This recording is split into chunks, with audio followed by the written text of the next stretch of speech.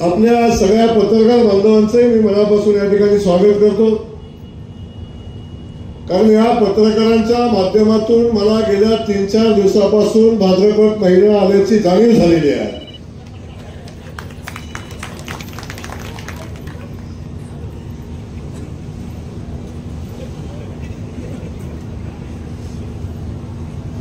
मी गेल्या 5-7 दिवसापासून बघतोय पाठीमागच्या भाद्रपद महिन्यामध्ये सापडलेले गडी आता पुन्हा या भाद्रपद महिन्यामध्येच पुन्हा सापडले आणि ते टीव्हीच्या पुढे येऊन चॅनलच्या पुढे येऊन काही भूमिका मांडायला लागले आणि त्यांच्या सगळ्यांच्या भूमिका किमान त्यांना भूमिका आहेत हे तरी किमान पत्रकार बांधवांच्या ज्या पत्रकार बांधवांच्या माध्यमातून आम्हाला समजते ते सगळेच माझे पत्रकार बंधू आणि आपण या ठिकाणी उपस्थित असलेल्या माझ्या सगळ्याच लाडक्या बहिणी आपण सगळे माझे बांधव या मसवड शहरातले सगळे व्यापारी बंधू सगळे डॉक्टर असतील वकील असतील या शहरातले सगळे नागरिक असतील उद्योजक असतील आणि सगळेच कामगार वर्ग असेल या सगळ्यांचंच मी मनापासून या ठिकाणी स्वागत करतो आणि हे स्वागत करत असताना आपल्या सगळ्यांना जी विनंती करण्यासाठी मी आलोय ती विनंती माझ्या अगोदरच्या सगळ्या वक्त्यांनी केलेली आहे आणि भागवतांना ज्यांनी 5 वर्षापूर्वी परिवर्तन झालं पाहिजे म्हणून संघर्ष केला ते संघर्ष करणारे सगळे गडी आज माझ्या स्टेजवर या ठिकाणी उपस्थित आहेत।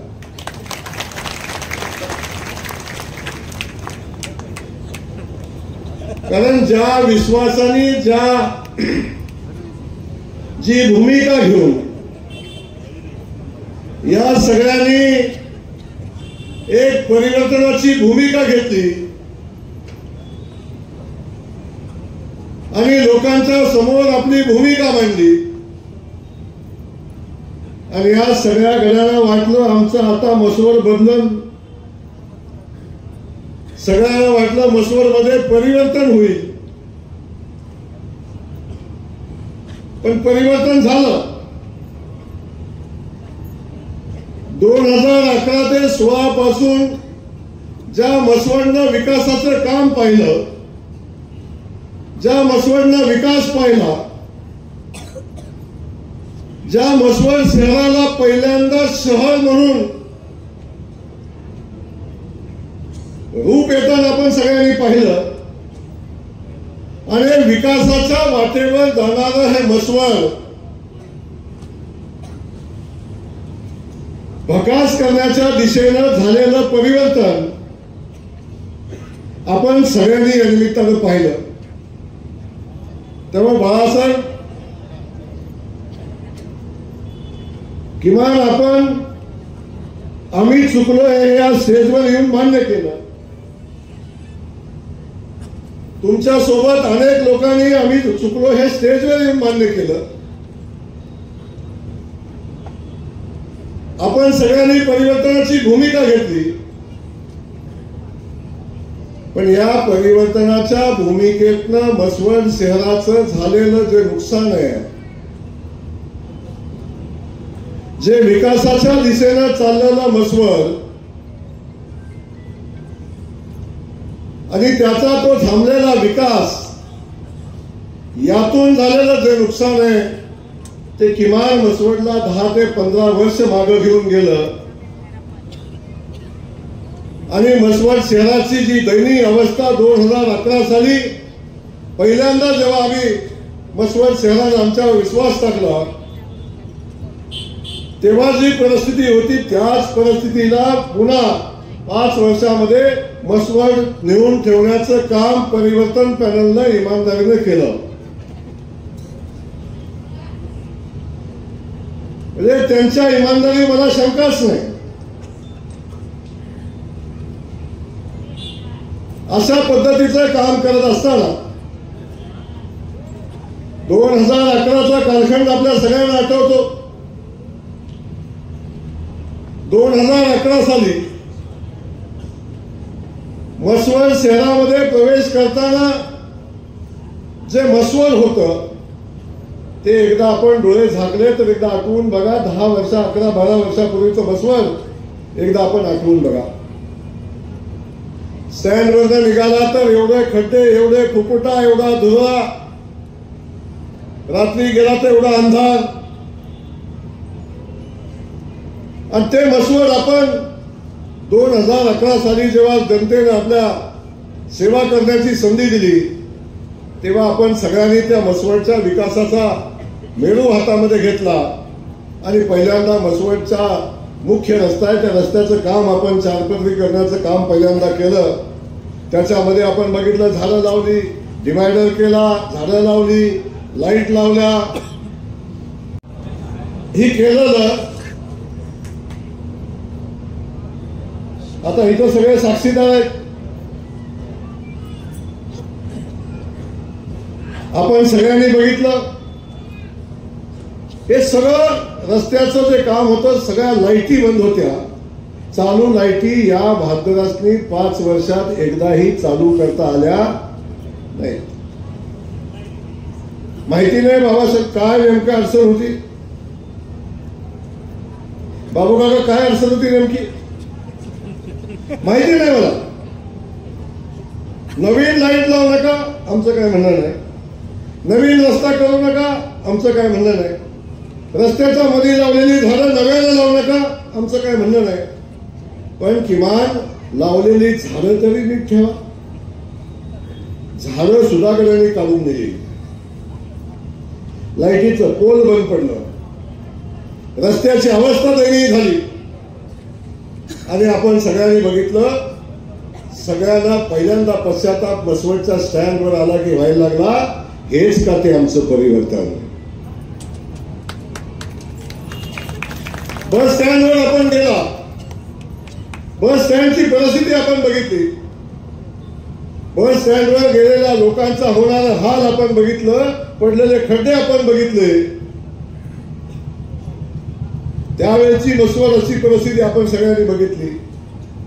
आज म्हसवड सारख्या शहराचं जे बस स्टँड बनवलंय या जिल्ह्यातलं सगळ्यात सर्वोत्तम असणारं बस स्टँड आपण सगळेजण बघतोय.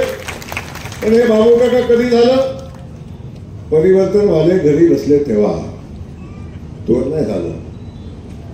पण परिवर्तनाच्या कालखंडामध्ये काका हे परिवर्तन करण्याच्या क्षमतेच्या नाहीत हे तुम्ही पहिल्यांदा ओळखलं. तुम्ही मला सातत्यानं भेटला आणि मला सांगितलं की भाऊ आम्ही चुकीच्या गड्यांच्या सोबत आहे, यांच्या सोबत राहून आमच्या म्हसवडचा विकास होऊ शकत नाही. ही भूमिका आपण सगळ्यांनी मांडली, आपण मांडली आणि आज आपण विकासाच्या यात्रेमध्ये आज आपण सहभागी झालेला. 2011चा कालखंड आपण आठवला. मी फार वेळ तुमचा घेणार नाही, पण एकदा आठवा या गावाला किमान आपण सातत्यानं सांगितलं की जेव्हा मी 2011 साली आमदार 9 साली आमदार झालो आणि म्हसवडमध्ये जेव्हा जेव्हा एखादं कुणाचा मृत्यू व्हायचा तेव्हा धरण्याला यायचो, कधीतरी मातीला यायचो आणि जेव्हा त्याच्या मातीच्या कार्यक्रमाला जायचो, जेव्हा मातीच्या कार्यक्रमाला जायचो तेव्हा पाऊल कुठं टाकावा एवढी शिखरं असायची. पाऊल कुठं टाकावा बसावं कुठं म्हणजे नाव सांगायला सांगतात तिथं अनेक लोक. कोण राजे नाव सांगतं, कोण महाराजे सांगतो, कोण इतिहास सांगतं. अरे पण जाताना जायची सुद्धा व्यवस्था तुम्ही केली नाही, आयुष्यभर जगण्याची व्यवस्था केली नाही. पण जाताना सुद्धा माणसाला समाधानानं जाता येणार नाही अशा पद्धतीची परिस्थिती. स्मशानभूमी, साधी स्मशानभूमी या गावाला नव्हती.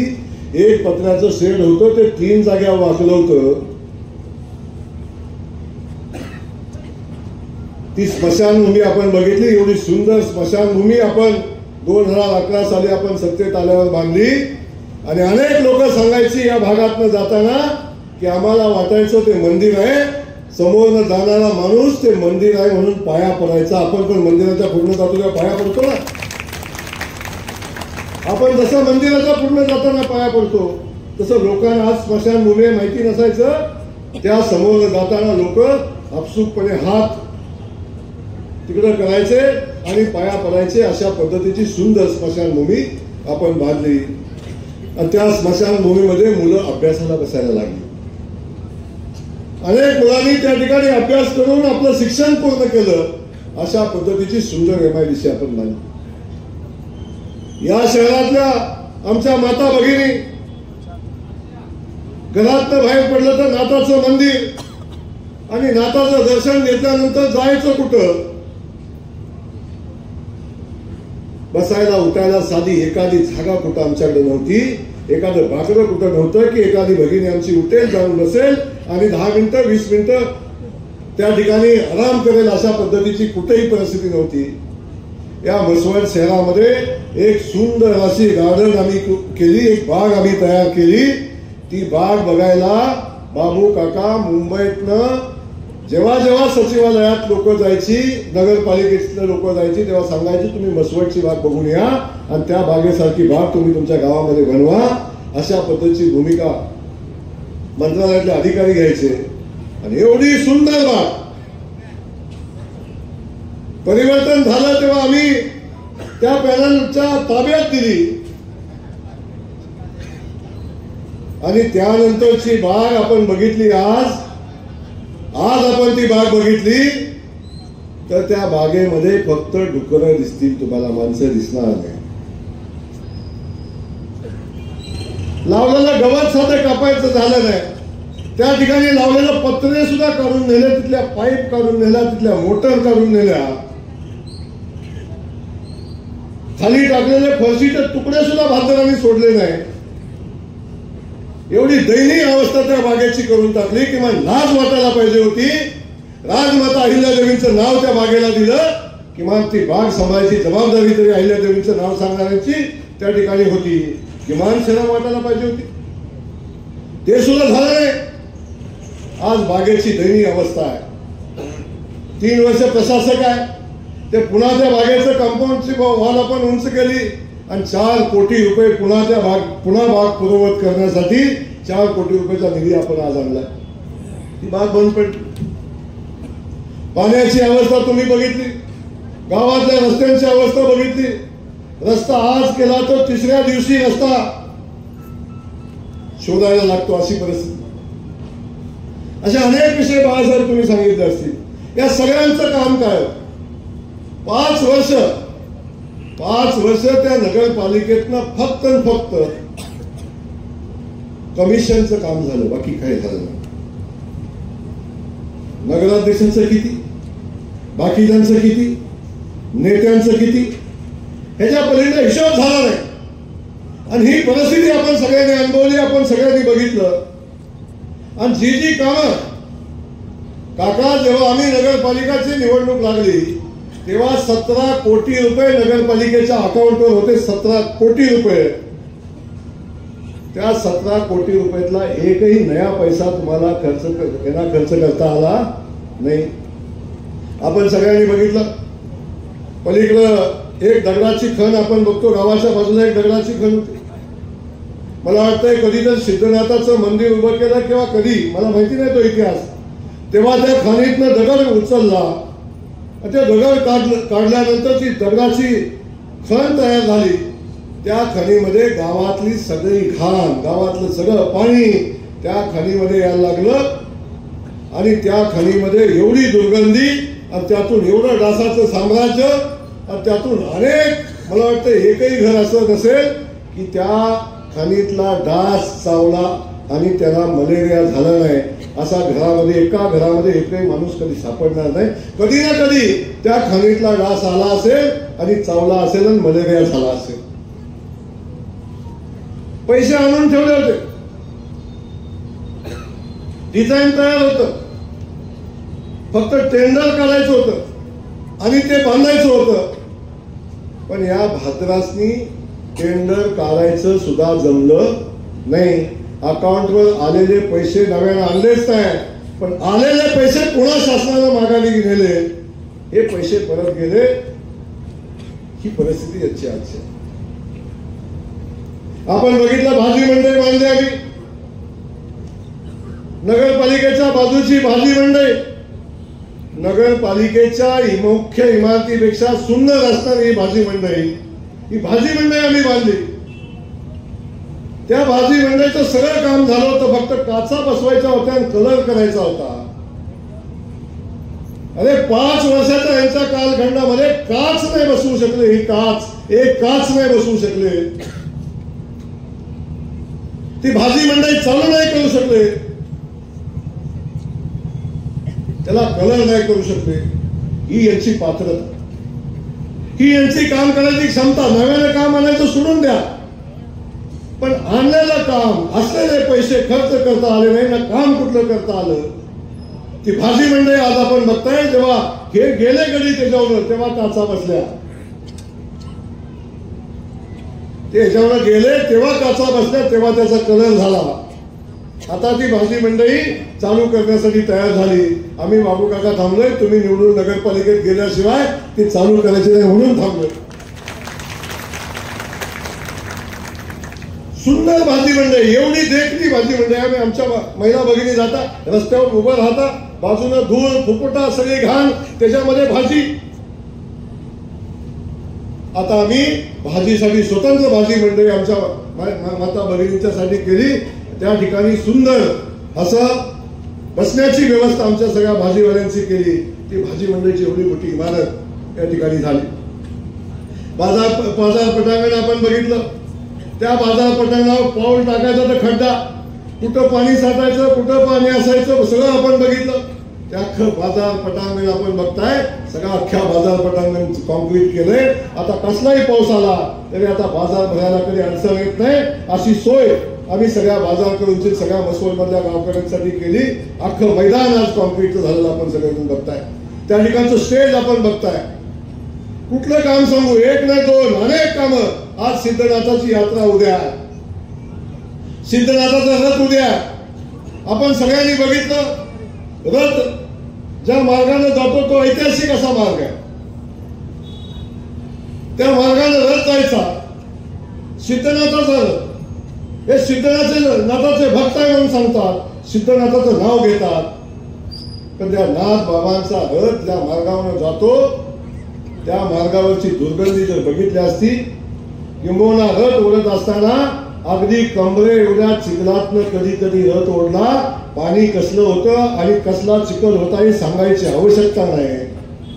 अरे गावातली आमची सगळी माणसं तो रथाच्या दोऱ्यावरून एवढ्या मेहनतीनं रथ ओढायची, आणि रथावर बसलेलं गडी त्यांना कधीच दिसलं नाही की आमची माणसं एवढ्या घाणीत, एवढ्या चिखलात, एवढा सिद्धनाथाचा रथ चाललाय. त्यांना तो कधीच चिखल दिसला नाही, कधीच त्यांना घाण दिसली नाही, कारण ते रथावर बसलेले होते. पण रथ ओढणाऱ्यांची आणि रथाच्या खाली चालणाऱ्यांची जाणीव त्या लोकांना कधी झाली नाही. तो भव्य दिव्य असा आणि सुंदर असा रथ मार्ग आम्ही तयार केला.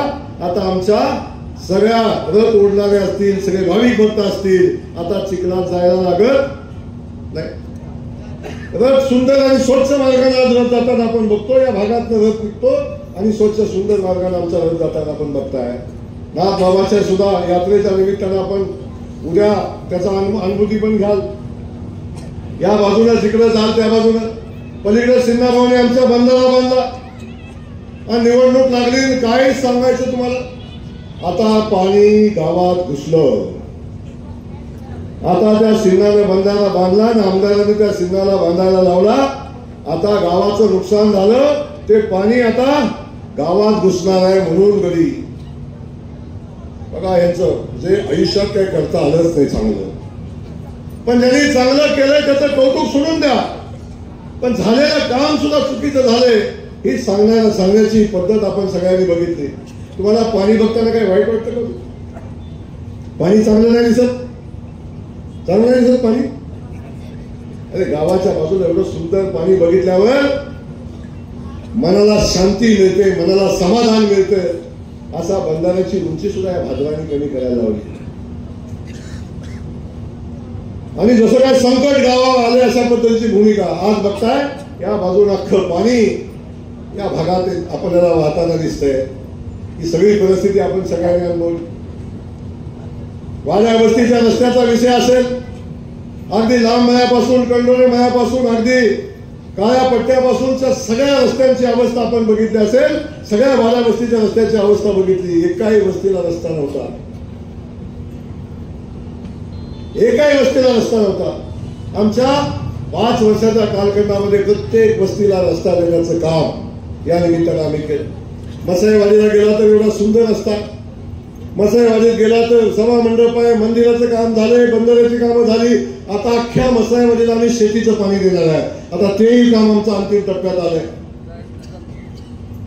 पुणेवाडीचा विषय असेल, विरकरवाडीचा पलीकडच्या भागाचा विषय असेल, नागोबाला आम्ही आता जवळजवळ 70 लाख रुपयाचा आम्ही नागोबाच्या मंदिरासाठी सभा मंडपाचं काम 70 लाख रुपयाचा आम्ही सभा मंडप नागोबाच्या मंदिराला दिला.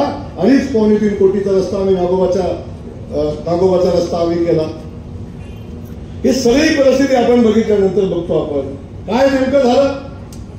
ही सगळी कामं उभी राहत असताना या सगळ्या कामाला खऱ्या अर्थानं मागच्या 5 वर्षामध्ये भेट झाला.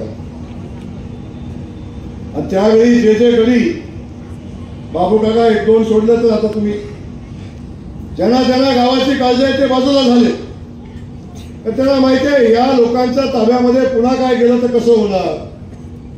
आता हे सगळे गडी पुन्हा एकदा आपल्याला दिसायला लागले. आणि जसं आपण बघितलं 5 वर्षाचा यांचा कालखंड गेल्यानंतर खऱ्या अर्थानं पुन्हा एकदा वसवड शहराच्या विकासाच्या दृष्टीनं काम चालू झालं. काय म्हणतात ना, कधी कधी अपशकुन असतो ना, शकून अपशकुन असतो की नाही, तसा एक अपशकुन तिथं बसला होता. या शहराच्या दृष्टीने तो अपशकुनच होता त्या दिवशी. तो दिवस तो काय लढून झगडून आणलेला नव्हता. भानगडी करून षडयंत्र करून तो विजय तुम्ही मिळवला, पण त्याचा परिणाम काय झाला आपण बघितला. गावाने भोगला. पण जेव्हा हे सत्तेमधून उतरले तेव्हा खऱ्या अर्थानं पुन्हा एकदा मसवड शहराच्या विकासाची सुरुवात झाली. आणि आपण बघतोय मसवड शहराच्या पाण्याची 80 कोटी रुपयाची योजना आता फक्त अंतिम टप्प्यामध्ये आहे. सगळ्या वाड्या वस्तीवर पाईपलाईन पोचली ना पाईपलाईन. सगळ्या वाड्या वस्तीवर पाईपलाईन पोचली. मुख्य पाईपलाईनचं काम झालं.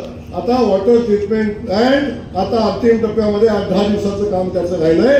गावातल्या सगळ्या पाण्याच्या टाक्या बांधल्या. आणि जो शब्द मी आपल्या सगळ्यांना दिला होता की माझ्या बहिणींच्या साठी 24 तास जेव्हा चावी चालू करेल तेव्हा बहिणीला पाणी मिळालं पाहिजे, ही भूमिका घेऊन ती योजना आपण 80 कोटी रुपयाची योजना केली. आता ती योजना अंतिम टप्प्यामध्ये आहे.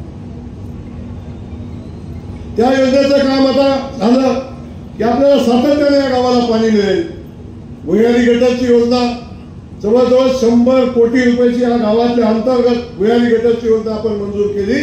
आता गावातले सगळी गटरची व्यवस्था आपण अंतर्गत करतोय आणि भुयारी गटर करून या गावातली सगळी घाण सगळी व्यवस्था आपण बाहेर नेण्याचं काम आपण या निमित्तानं करतोय. 100 कोटी रुपये. कशाला म्हणतात 100 कोटी रुपये?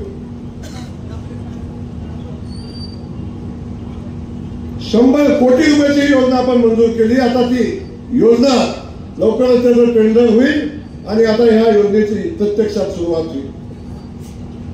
त्याच्यानंतर आपण बघितलं असेल ती दगडाची खण होती त्या ठिकाणी त्यांनी पैसे परत घालवले आणि हे खुर्चीवर बसलेले शकुनी जेव्हा खाली उतरले तेव्हा आपण पुन्हा त्या दगडाच्या खाणीचं एका भव्य दिव्य सुंदर अशा वास्तूमध्ये रूपांतर करण्यासाठी त्या ठिकाणी एक मंगल कार्यालय सामाजिक सभागृह बांधण्याचा आपण निर्णय घेतला.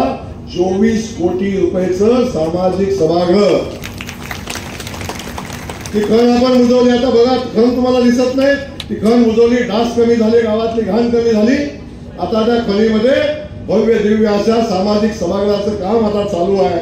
जवळजवळ 24 कोटी रुपये खर्च करून आपण ते या ठिकाणी ते सभागृह बांधतोय आणि जेव्हा ते सभागृह पूर्ण होईल आपण बघतो आमच्या मायलेकींची कुठल्या भगिनींची एखाद्या दुसरं लग्न असेल छोटा मोठा कार्यक्रम असेल खास करून मसवड शहरातला आपण बघतो एखादं मंगल कार्यालय घ्यायला गेलो तर आपल्याला कितीला मिळतो एक मंगल कार्यालय किती भाडं असते किती 50,000 तुमचं 50,000 तुमचं कुठं 50,000 कुठं 40,000 कुठं 70,000 रुपयाला मिळणारं मंगल कार्यालय आपण सगळ्यांनी बघितलं पण ते मंगल कार्यालय आहे त्याच्यापेक्षा 100 पटीनं चांगलं आपण सामाजिक सभागृह आपल्या मसवड शहराचा तुमच्या मालकीचं बांधतोय आणि हे सभागृह पूर्ण होईल तेव्हा फक्त त्याचं भाडं आमच्या मसवड शहरातल्या लोकांसाठी फक्त 10,000 रुपये असेल 10,000 रुपये फक्त 10,000 रुपये त्यात खोल्या सुद्धा रूम सुद्धा भाड्याने मिळतील एक भव्य दिव्य असं सभागृह आम्ही बांधतोय आणि ते शहराचं सगळ्यात सुंदर वास्तू असेल सगळ्यात देखणी वास्तू असेल त्याच ठिकाणी आम्ही छत्रपती शिवाजी महाराजांचा भव्य दिव्य असा पुतळा आम्ही त्या ठिकाणी उभा करतोय आजपर्यंतच्या इतिहासामध्ये अनेक लोकांनी जातीवादावर राजकारण केलं अनेकांनी सांगितलं आम्ही राजे आम्ही महाराजे अरे पण सगळ्या राजे महाराजांना आणि वारसा सांगणाऱ्यांना आजपर्यंत अख्ख्या मानखटाव तालुक्यामध्ये छत्रपती शिवाजी महाराजांच्या प्रतिमेला हार घालायचा आहे तर कुठं घालायचा बाबू काका सांगा तुम्ही मला एक पुतळा दाखवा मला की ज्या ठिकाणी छत्रपती शिवाजी महाराजांचा पुतळा आहे तिथं आपण जाऊन हार घालून महाराजांचं दर्शन घेऊ असं एक ठिकाण मला सांगा निवडणूक आली की फक्त सांगतात आम्ही इथं भव्य दिव्य असा पुतळा आम्ही छत्रपती शिवाजी महाराजांचा उभा करतो नगरपालिकेच्या पुढे आपण बघितलं एक तिथं खोक्यांचं साम्राज्य होतं त्या खोक्यांच्या ठिकाणी आम्ही अहिल्या देवींच्या नावानं भव्य असं एक व्यापारी संकुल उभं करण्याचा निर्णय घेतला त्या व्यापारी संकुलाचं काम पैसे मंजूर होते बाबू काहीच नव्हतं फक्त करायचं होतं नाही केलं 5 वर्षात मला समजलं नाही ह्याच्या मागचं कारण काय होतं 5 वर्षात केलं नाही पण आता जसं हे शकुनी मामा खुर्चीवरून उतरले तसं ते भव्य दिव्य असं व्यापारी संकुल उभं राहिलं हे आपण सगळ्यांनी बघितलं एवढं सुंदर व्यापारी संकुल उभं राहिलं आज त्यावेळेला बघितलं की नजर लागेल अशा पद्धतीचं व्यापारी संकुल किमान खुर्चीवर बसलेले गडी होते त्यांना अहिल्या देवींचं नाव त्याला याची तर जाणीव पाहिजे होती ते राहिली नाही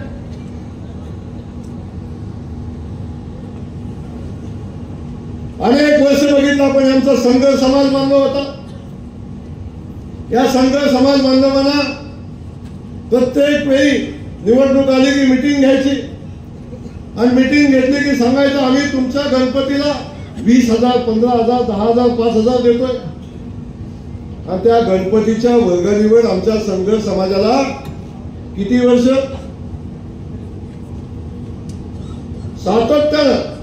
सातत्याने फक्त गणपतीच्या वर्गणीवर त्या समाजाची मतं घेण्याचं काम केलं महात्मा गांधीचा पुतळा बसवतो म्हणून अनेक दिवसापासून त्या समाजाला फसवण्याचा उद्योग केला या सगळ्या संघ समाज बांधवांचं म्हणणं होतं भाऊ आम्हाला 30 लाख रुपयेचा आमच्यासाठी एखादं भव्य दिव्य असं एक सामाजिक सभागृह बांधावं या सगळ्या संघ समाजाच्या मागणीवरून आम्ही पहिल्यांदा 40 नंतर 60 आता 1 कोटी आणि आता 1,30,00,000 रुपये अख्खा समाज ज्या सभामंडपामध्ये किंवा ज्या हॉलमध्ये बसेल अशा पद्धतीचा भव्य दिव्य संघ समाजाचा 1.25 कोटी रुपयाचा हॉल आम्ही आता बांधलाय त्याचं काम अंतिम टप्प्यात आहे अख्खा संघ समाज त्याच्यामध्ये बसेल म्हणून सगळा संघ समाजात संघटित होऊन आपल्या पाठीशी उभा आहे पलीकडे बौद्ध समाज बांधव भव्य दिव्य असं आंबेडकर भवन आपण बांधलं की जे भवन आजपर्यंत या तालुक्यात नव्हे या जिल्ह्यामधलं सगळ्यात सर्वोत्तम आंबेडकर भवन कुठं बघायचं असेल तर ते आमच्या मसवडमध्ये येऊन आमचं आंबेडकर भवन बघायला लागेल अशा पद्धतीचं सुंदर आंबेडकर भवन जवळजवळ 1.5 कोटी रुपये खर्च करून आम्ही बांधलं असे एक ना अनेक कामं सांगत राहिलो तर कामांची यादी खूप मोठी आहे. त्याच चौकामध्ये आम्ही अहिल्यादेवींचा पुतळा बसवण्याचा निर्णय घेतला. पुतळा बसवलाच नाही पण ठिकाणावर भात निर्माण करायचा प्रयत्न केला बाळासाहेब. पण आता आम्ही भव्य दिव्य असा अहिल्यादेवींचा पुतळा बसवण्यासाठी पुतळ्याच्या फाउंडेशनसाठी 55 लाख रुपये मंजूर केले आणि पुतळा बसवण्यासाठी जो पुतळ्याचा स्टॅच्यू बसवण्यासाठी पुतळा बसवण्यासाठी आम्ही आता त्याचा प्रतिकृती पण तयार केलेली आहे. बघितली मला आजपर्यंत अहिल्यादेवींचा मला नाही वाटत या भागात परिसरात किंबहुना या 2 जिल्ह्यात एवढा सुंदर पुतळा असेल. असा पुतळा जवळजवळ 54 लाख रुपये खर्च करून त्या ठिकाणी पुतळा आम्ही स्वखर्चाने बसवायचा निर्णय घेतला. त्यासाठी जयकुमार गोरे कुणाची वर्गणी मागणार नाही.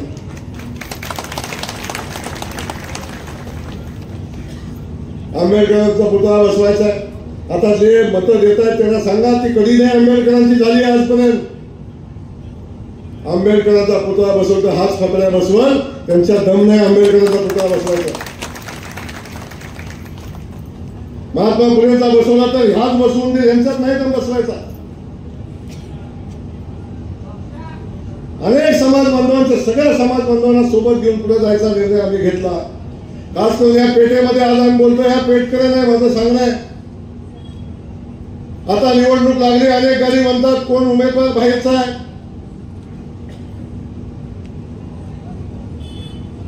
काही आता ठिकाण काढलं पहिल्याने हेच गडी जे सांगतायत ना आता त्याच गड्याने मागच्या वेळी बाहेरचा उमेदवार आणला होता. म्हणजे बाहेरचा होता. मागच्या वेळी परिवर्तन पॅनलनं नगराध्यक्ष पदाचा उमेदवार आणला. तो कुठला होता?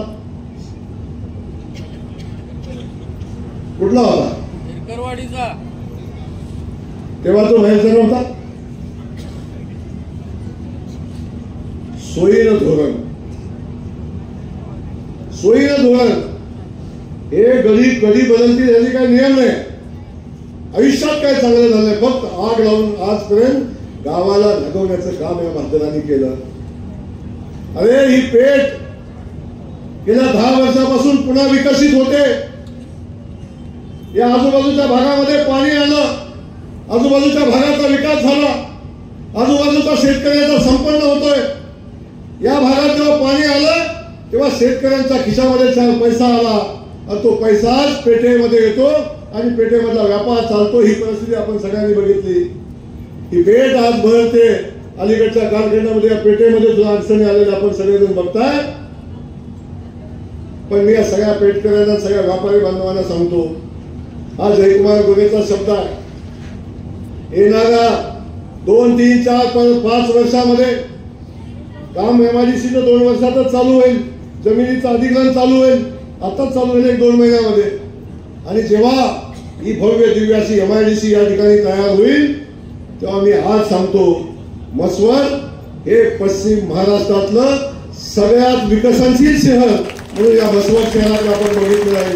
अशा पद्धतीचं शहर बनवण्याचा संकल्प आपण केला आहे. हजारो कोटी रुपयाची इन्व्हेस्टमेंट या ठिकाणी येईल आणि हजारो मुलांच्या हाताला काम या निमित्ताने एमआयडीसीच्या माध्यमातून येईल. तेव्हा व्यापार तेवढाच वाढेल. त्या भागातली परिस्थिती तेवढी वाढेल. जमिनीच्या किमती वाढतील आणि मोठ्या संख्येने लोक या गावामध्ये येतील. या गावाचा विकास मोठ्या पद्धतीने होईल आणि तेव्हा या गावाचा विकास होत असताना ही पेठही तेवढ्याच ताकदीने वाढेल मोठी होईल. पण पेठ करायला माझी विनंती आहे कुणाला ज्याला पेठच करत नाही व्यापारच करत नाही अशा माणसाच्या हाती सत्ता देऊन काय करतात. आपण पेठत असताना आता लोक आहेत त्यांना विचारा पेठेसाठी काय केलं गावासाठी काय केलं. कोणतं राजा आहे कोणतरी महाराजा आहे म्हणून मत द्या. माझं सांगा मला या लोकांनी गावासाठी काय केलं. आज नव्यानं हे सगळे परिवर्तन वाले एकत्र आले. ते एकत्र नाही आले बाबू काका. एकाचं चिन्ह आहे घड्याळ, दुसऱ्याचं चिन्ह आहे मशाल, तिसऱ्याचं चिन्ह आहे बाण, चौथ्याचं चिन्ह आहे हात, 5व्याचं चिन्ह आहे चप्पल. आता तेवढीच हाणायची आहे बाकी सगळं आहे त्यांच्याकडे. सगळं गडी वेगवेगळं. मी तुम्हाला कायम सातत्यानं सांगतो ज्या आपण आजारी पडलो आणि आपल्याला रक्ताची आवश्यकता आहे, तेव्हा आपला रक्तगट जो आहे त्याच रक्तगटाचं रक्त आपल्याला दिलं तर माणूस जगतो ना. आपला रक्तगट सोडतो का नाही आपण? आता मला सांगा, ही वेगवेगळ्या रक्तगटाचं गडी एकत्र आलं आणि या सगळ्यांचं रक्त एकत्र आलं तर काय होईल? काय होईल? अरे कुणाला मेळ नाही, हे गावाचं पाक वाटोळ करून टाकतील. आता सांगता गावात दहशतवाद आहे, आम्हाला जंगल राज संपवायचं आहे. गावात दहशतवाद असता, गावात जंगल राज असतं तर ह्या जंगलात ह्याला सोडलं असतं का? अरे जेव्हा तुम्ही मसवडमध्ये येऊन राज्याच्या ग्रामविकास खात्याच्या मंत्र्यावर सुद्धा खोटे आरोप केले आणि काही बोलला तरी तुम्ही बोलू शकता, ही शहरामधली लोकशाही लक्षात असू द्या.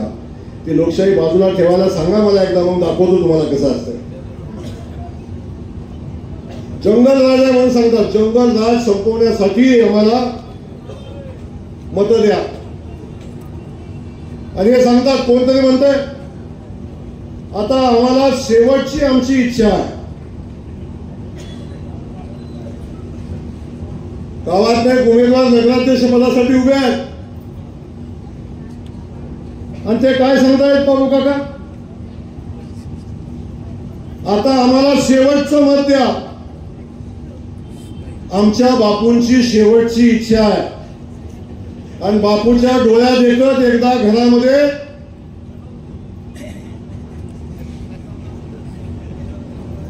म्हणजे बापूच्या डोळ्यात देखत एकदा घरामध्ये गुलाल पडू दे अशी यांची इच्छा आहे. बाबू काका मला कळना, बापून अजून 15 वर्ष जगायचं नाही, एवढ्या लवकर गडबड का करायला लागले ते? किमान आपल्या कुटुंबातल्या माणसाबद्दल आदराने बोला. म्हणजे यांनी ठरवून टाकलंय की हे कधी जाणार, अशा पद्धतीची अवलादी असू शकतात कोण? काय बोलावं, कधी बोलावं, किमान आपण आपल्या बापाबद्दल बोलतो याची जाणीव असावी. त्याच्या डोळ्यात एकत म्हणे.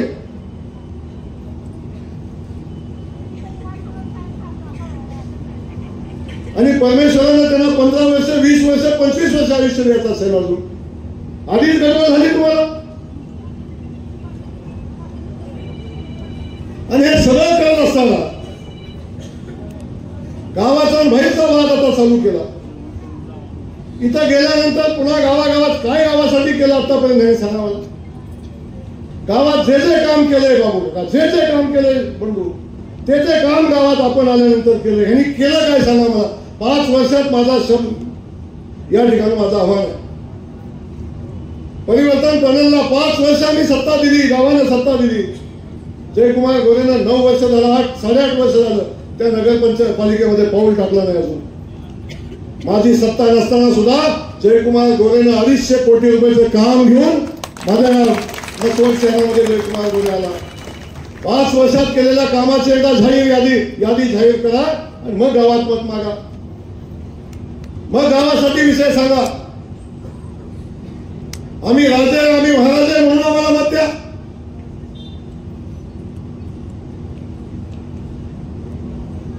हो, तुम्ही तुमच्या घरचे राजे असाल, पण आमच्या रयतेची राणी आता उभी राहिली. ही रयतेची आहे, ही तुमची आहे, ही सामान्यातली आहे. वाऱ्यात किती वाजता लागून मिळतो, किती वाजता बंद होतं माहिती आहे तुम्हाला? जाऊन दाखवा एकदा वाऱ्यात. 24 तास आपल्या सेवेसाठी उभी राहणारी कुटुंबातली, सामान्य कुटुंबातली मुलगी उभी आहे. ती म्हणे तिला वाचता येत नाही, लिहिता येत नाही, ती कसे अशिक्षित आहे. सुशिक्षित उमेदवाराला मत द्या म्हणे. सुशिक्षित, किमान सुशिक्षित तरी म्हणता येतं का? हे सांगतात सुशिक्षित उमेदवाराला मत द्या. अरे ही मुलगी B.Com आहे.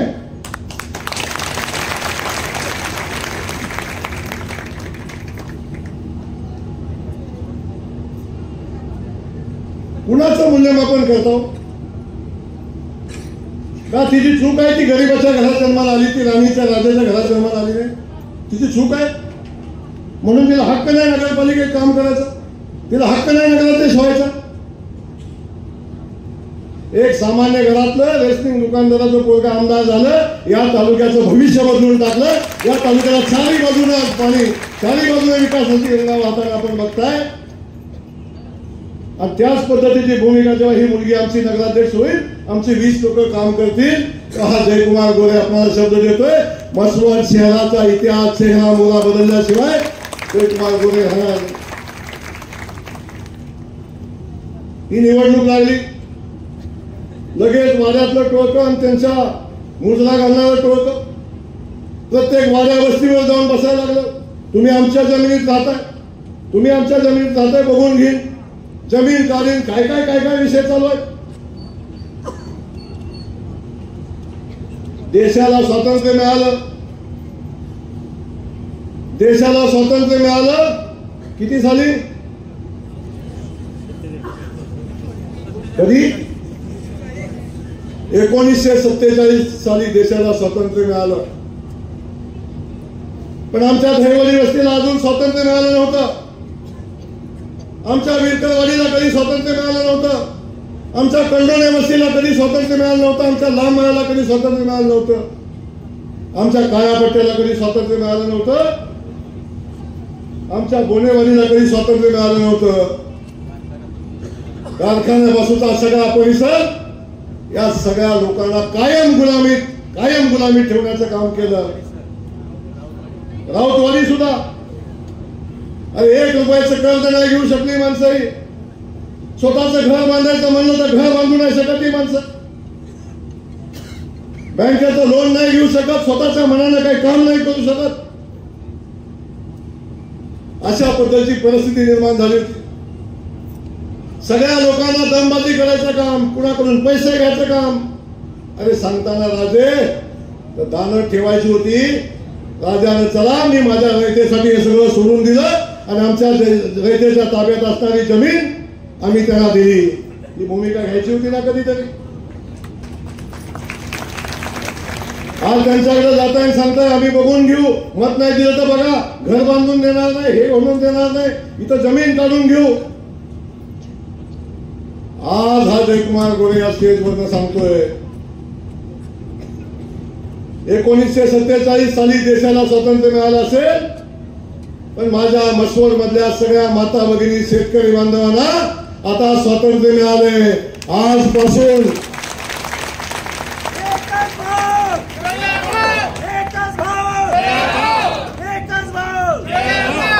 आजपासून माझा शब्द आहे, आजपासून सगळ्या शेतकरी बांधवांच्या याच्यावरचा जो कोण मालकी सदरातला कुळ सदरातला कोण असेल त्या सगळ्यांची नावं कमी होतील आणि माझ्या शेतकरी बांधवांचं नाही मालकी सदरी ठरवण्याची भूमी आदेश महाराष्ट्र सरकारने केलेला होता. तेव्हा भिवू नका कोणाला. आता जमीन तुमची आहे, तुमच्या मालकीची आहे. आता कुठल्या राजा महाराजाची नाही हे सांगतो या निमित्तानं तुम्हाला.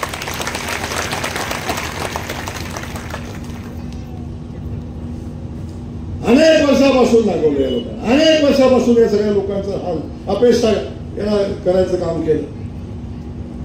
कधी सुखानं जगू दिलं नाही लोकांना, कधी शांतीला झोप लागली नाही. ही जमीन माझी आहे का, ही घर माझ्या जागेत आहे का, अशा पद्धतीची परिस्थिती निर्माण केली. कुणाकडून 10 लाख 50 लाख 20 लाख घेण्याचं काम केलं. आता म्हणे आदेश झाला तरी कोर्टात स्टे घेऊन दाखव.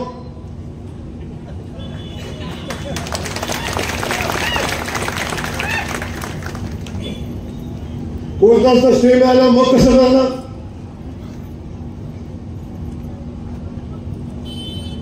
कशाला काय करतो, जाहीर करून टाकायला निवडणुकीला उभं राहिलं. आम्ही केलं दान म्हणून, दान करायची गरज नाही, आम्हीच घेतले. आता आम्ही आमच्या हक्काची जमीन आमच्या सगळ्या शेतकरी बांधवांच्या नावावर करण्याचा निर्णय आता घेतलाय आणि त्याचा आदेश आता महाराष्ट्र सरकारने केलेला आहे. असे अनेक विषय आपल्याला सांगण्यासारखे. मी जेवढा वेळ बोलेन तेवढं कमी आहे, पण या ठिकाणावरून मी या ठिकाणी एवढं सांगणार, सगळ्या मसवडच्या शहरातल्या सगळ्या लोकांना एवढं सांगणार, बाबांनो जी चूक केली ती आता चूक पुन्हा करू नका.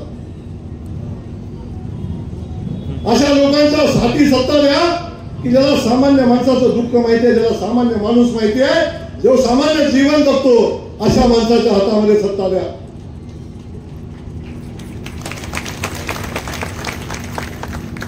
झाला नाही इतिहास, झाला इतिहास.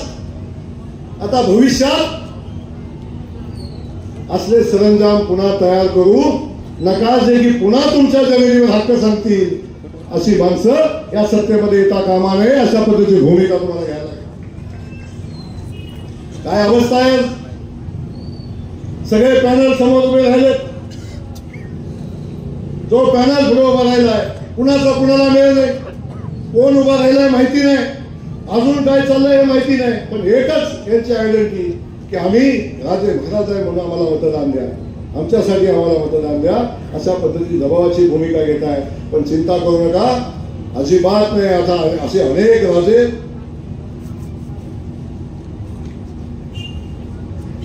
घरी बसायचा एक कर्मी कार्यक्रम आपला.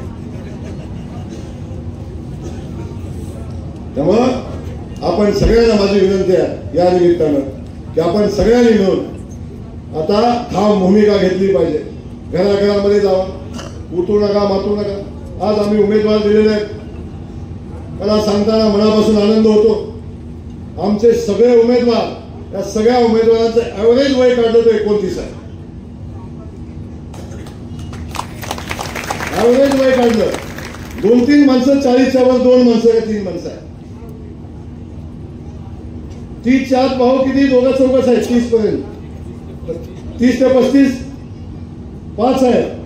आणि 20च्या आतली जवळजवळ 13 आहे. आपलं 30च्या आतली 13 लोक आहेत. 13 उमेदवार आज इथे आहेत. अखेरच जरा मोठा दिसतोय. तुझं 2 कोटी कुठं आहे ते जमा कर लोक.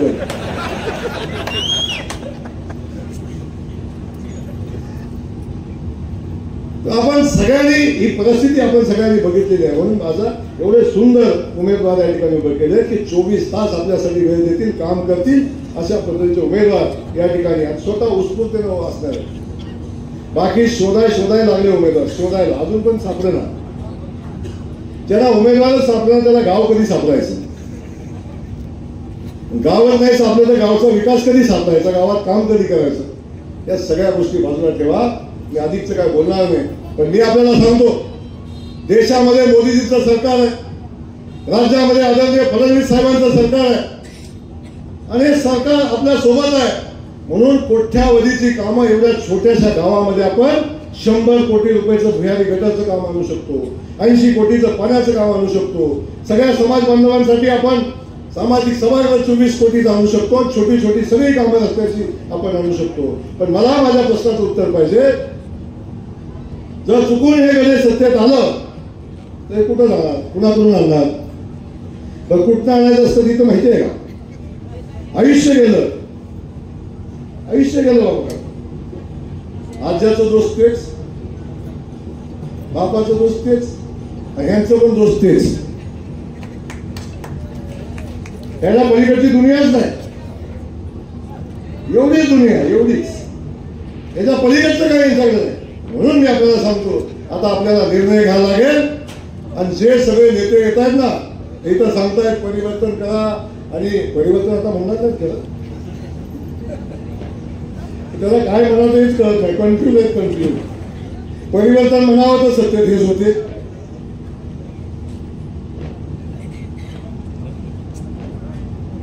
नव्यानं निवडून द्या म्हणावं तरी सत्तेत हेच होते. यांना सांगण्यासारखं काही राहिलं नाही. पण आपल्या सगळ्यांना या ठिकाणी मी एवढंच सांगतो, उतरू नका, मातू नका. सगळे चांगले उमेदवार आहेत. सगळ्या कार्यकर्त्यांना माझी विनंती आहे, किती वातावरण चांगलं असू द्या पण रात्रंदिवस मेहनत घ्या. आत्ता पराभव असा करायचा आहे. अरे मागच्या वेळी रडीचा डाव खेळला, जयकुमार गोरेला गावातनं बाहेर घालून निवडणूक जिंकला. लक्षात ठेवा, हा काळाचा महिमा आहे, काळाचा महिमा आहे. या काळाचा महिमा आहे.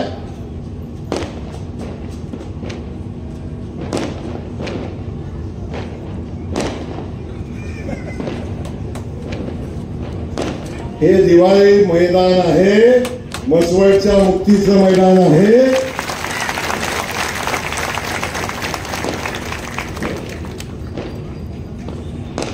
आजपासून मसवडचा माझा शेतकरी भयमुक्त झालेला आहे.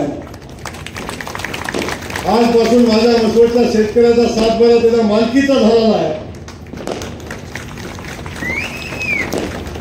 त्यामुळं आपल्या सगळ्यांना या ठिकाणी एवढी मनापासून विनंती करतो, सगळ्या गावकऱ्यांना मनापासून विनंती करतो, या सगळ्या माझे सहकारी आपली सेवा करतील. आपल्या सेवेत कुठं कमी पडणार नाही, भ्रष्टाचाराचा संबंधच येणार नाही.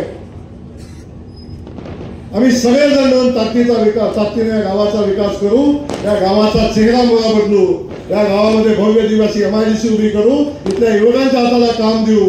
ही सगळी कामं करत असताना तुमच्या सगळ्यांचा आशीर्वाद आमच्या पाठीशी असला पाहिजे. आणि या सगळ्यांच्या वतीनं हा जयकुमार गोरे शब्द आपल्या मसवड शहराला देतो की मसवड शहराला योग्य दिशेनं चालवण्याची जबाबदारी जरी या सरकारांच्या दिली तरी